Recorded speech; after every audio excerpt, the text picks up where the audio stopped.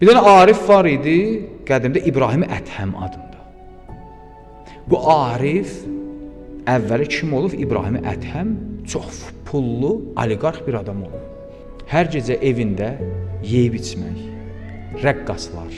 Hər gecə eyş-unuş cəmaatı başına toplayırdı. Cəmaatda nə lazımdır? Yeyib içmək harda var? İnsanlar orada var. Harda restoran var, ətrafında adam var. Harda cibində pulun var, ətrafında cəmaatın çoxdur.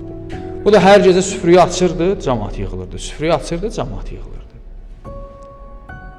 Ani ləzzət alırdı. Cəmaat dağılandan sonra buna bir hüzün gəlirdi. Çox məyus olurdu. Hamı dağılandan sonra deyirdi, ya, bu ləzzət aradan getdi, mən gənə hüzünləndim. Və bir gün səhər idi, İbrahim Ədhəm qalxmışdı yuxudan. Eyvana çıxmışdı. Gördü ki, bir dənə qoca bir kişidir, belində bir şələ odun gəlir.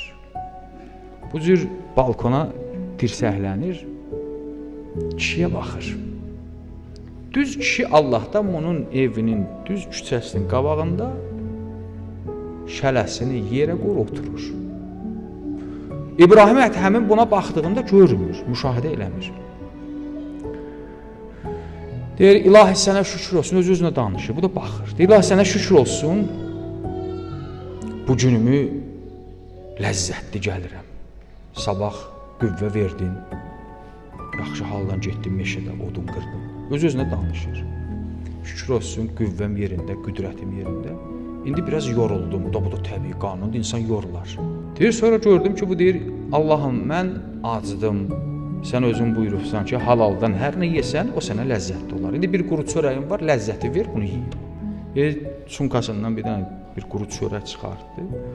Deyir, vallah bunu elə ləzzətdən yedi ki, mən ömrümdə sarayımda o qədər kabab yemişdim, o qədər ləzzətdən onu yeməmişdim. Yiyəndən sonra dedi, əlhəmdülillah, ilahi şükür olsun, çox ləzzətli yedim və doydum. İndi sənin ən böyük nemətlərindən biri yuxudur. Yuxuyu mənə nəsib elə bir 5 dəqiqədə yatım, qalxım yoluma davam edim. Elə başını qoydu sunkasına, 5 dəqiqə belə dərin yatdı, dedi, mən də baxırım. Qalxdı, dedi, əlhəmdülillah, ilahi sənə şükür olsun, ruzimi verdin, canım sağ, qəşək yeməyimi də verdin, yuxuyu da gətdin, ruzimi də ver, odunu satım, evimə qaydım. Qəşək belinə şəliyə vurdu, yoluna düşdü, mən də özümü döyürəm. İbrahim, sən niyə ölmürsən? Sən bu qədər sarayın, bu qədər malın, mülkün, sən bu kişi qədər ləzzət ala bilmədin. Gedir bunun dalından bunu tutur. Sən kimsən, nə işdən? Bəlkə əl çək, mən bir kasıb birisiyəm, bilirəm kasıbsan, bu ləzzət hardadır sən? Mən Allaha inamım var, inamımda hər nə quru bir şey deyirsəm, ona ləzzət alıram. Hər şey boşdadır, dedim, mən səninlə gedirəm, əlimdən tut məni apar.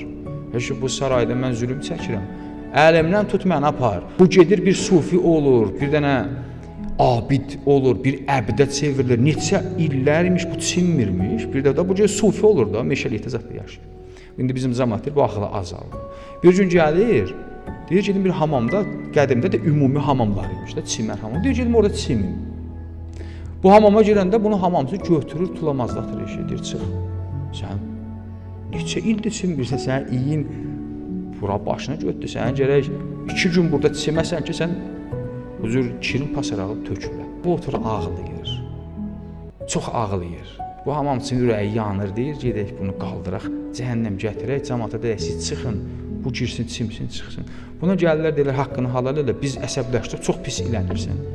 İndi eyb yox, gəl çim, sən icazə veririk. Dedi, vallahi onu ağlamıram, siz düz elədiniz, qəşək elədiniz. Mən doğrudan da kirin pasarağın içərisində, mən o layiq deyiləm, mən zaten onu ağlamıram. Dedi, mən nəyə ağlayırsan?